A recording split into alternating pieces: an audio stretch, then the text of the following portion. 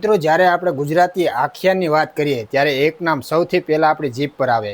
પ્રેમાનંદ ભટ્ટ 17મી સદીમાં વડોદરાની શેરીઓમાં જેમણે પોતાની આંગળીઓના વેઢે માણ વગાડીને આખા ગુજરાતને ડોલાવ્યું હતું. આજે વાત કરીએ મહાકવિ વિશે. પ્રેમાનંદનો જન્મ વડોદરામાં થયો હતો. તેમના ગુરુ રામચરણના આશીર્વાદથી તેમણે ગુજરાતી ભાષાને સમૃદ્ધ કરવાનો એક અનોખો સંકલ્પ લીધો હતો. એ સમયે સંસ્કૃતનું વર્ચસ્વ હતું, પણ પ્રેમાનંદે પ્રતિજ્ઞા લીધી હતી કે જ્યાં સુધી ગુજરાતી ભાષાને અન્ય ભાષા જેવું ગૌરવ નહીં મળે ત્યાં સુધી હું માથે પાઘડી નહીં પહેરું. પ્રેમાનંદ એક ઉત્તમ માણભટ્ટ હતા. તાંબાના મોટા ઘડા એટલે કે માણ ઉપર આંગળીઓમાં પહેરેલી વીંટીથી વડે તાલ આપીને તો પૌરાણિક કથાઓને એવી રીતે રજૂ કરતા કે શ્રોતાઓ મંત્રમુગ્ધ થઈ જતા. પાત્રલેખન, રસ વૈવિધ્ય અને કવિતાઓ અદ્ભુત સંગમ એટલે પ્રેમાનંદના આખ્યાનો. તેમણે અનેક અમર કૃતિઓ આપી છે જે આજે પણ ગુજરાતીના ઘરોમાં ગવાય છે.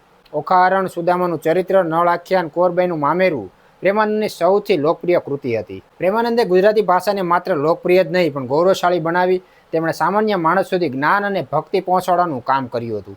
આજે પણ તેમને આખ્યાનના શિરોમણી તરીકે યાદ કરવામાં આવે છે. તેમની ભાષા સરળ અને પ્રવાહી હતી જે સામાન્ય લોકો પણ સમજી શકતા હતા. પ્રેમાનંદ તેજસ્વી અને લોકપ્રિય કવિ હતા. જો આ વાત તમને ગમી હોય તો ચેનલને લાઇક કરજો, શેર કરજો અને સબસ્ક્રાઇબ કરજો.